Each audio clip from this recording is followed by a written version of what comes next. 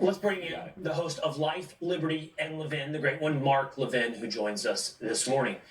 Good morning to you, Mark. Would love to pick up the conversation right there where it was left off with Mike Tobin about the role of Iran. We see the United States positioning in the Mediterranean Sea. We hear warnings from Iran. How do you see this spiraling and unfolding in the region? First of all, you notice no American media can report from Iran. No American media can report from Gaza. No American media can report from southern Lebanon. So everybody has to report from Israel. And so what's actually going on in the ground in these areas, people don't get to see unless we have our own cameras in place, drones in place, or other countries send us the video. So what's important to understand here is all this focus on Israel. What is Israel going to do? What is Israel going to do? Israel has one mission, to make sure its people aren't exterminated. That's it. I hear about these negotiations for these hostages. Who took the hostages? And I would tell Rachel, we don't even know if they're alive. You have old people there who need their heart medicine. They can't sit there for weeks on end. You have old people who need their diabetes medicine. They'll die if they don't get it.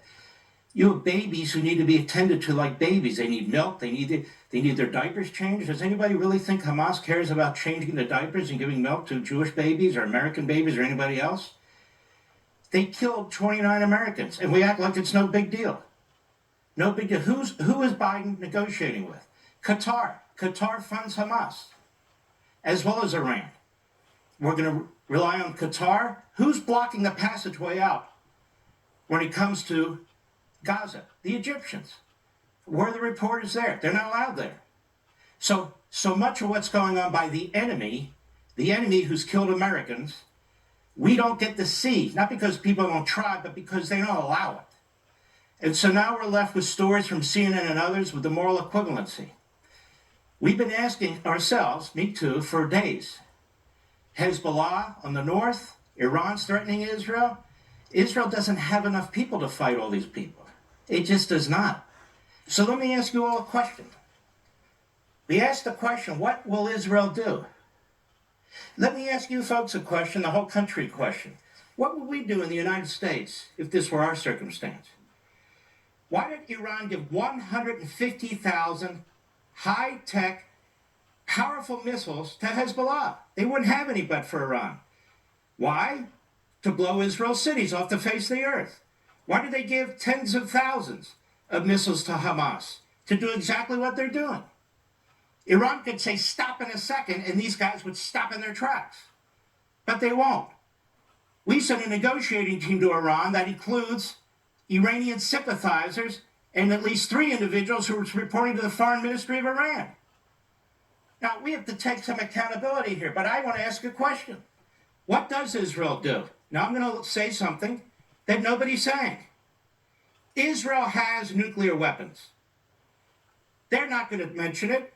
There's not a single reporter or news organization that mentions it.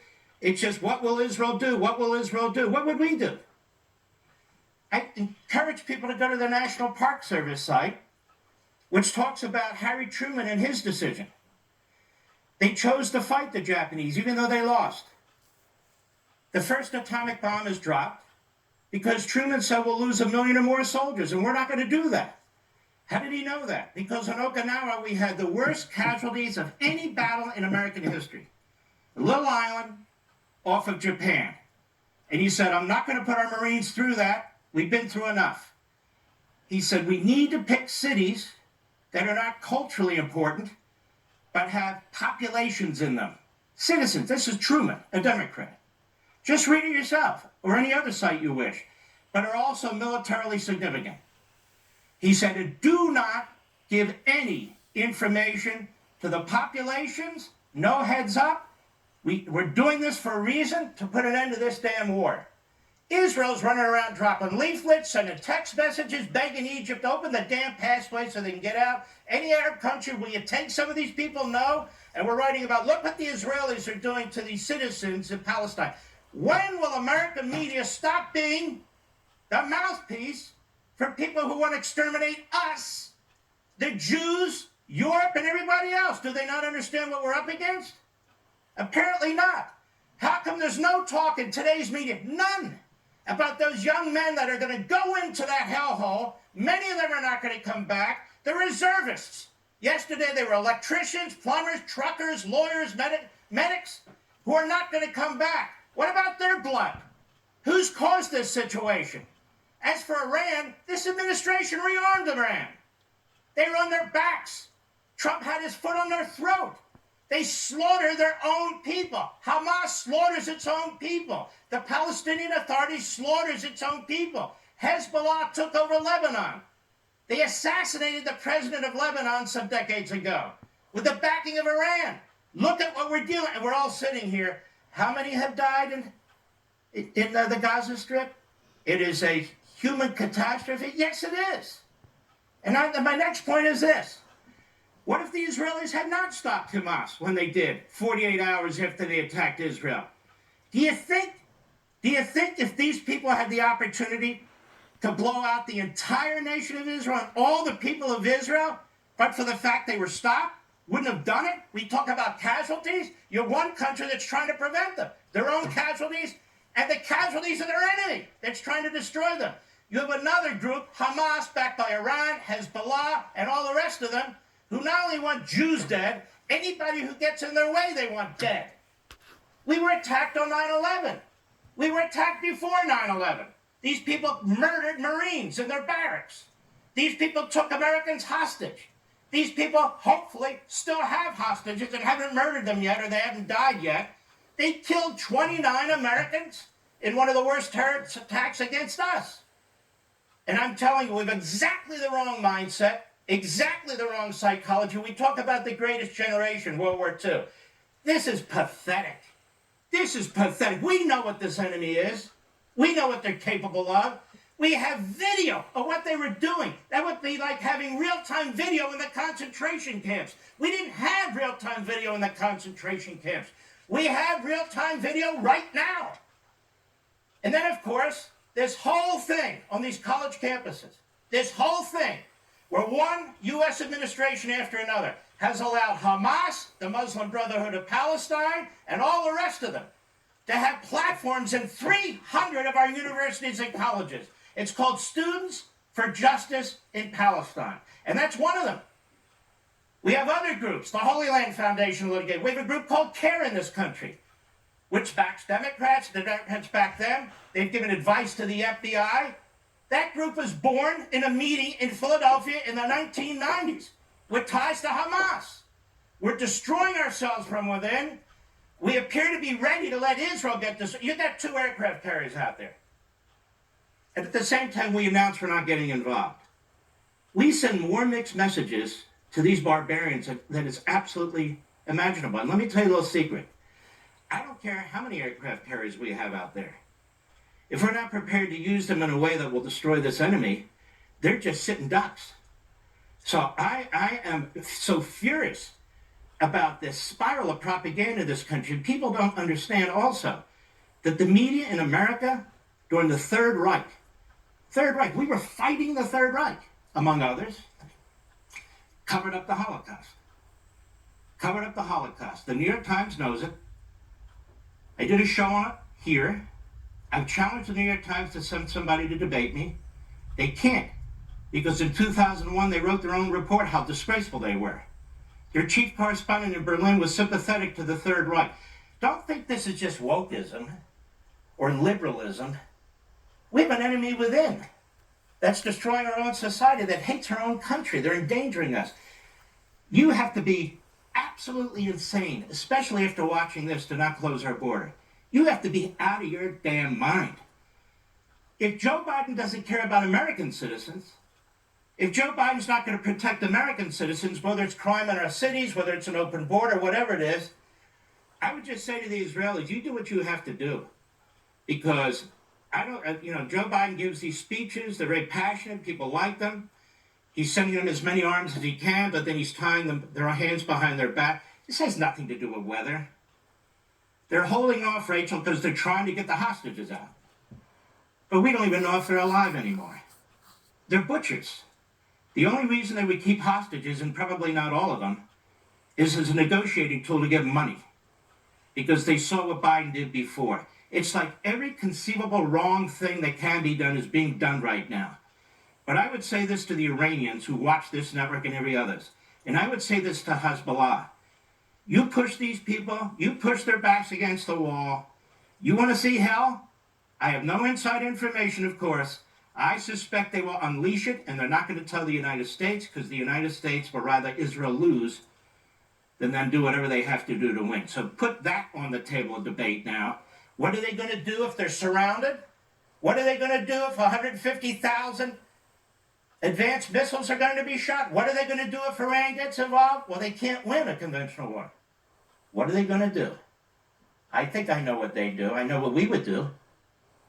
We would destroy the enemy, because otherwise we're exterminated. That's all I have to say.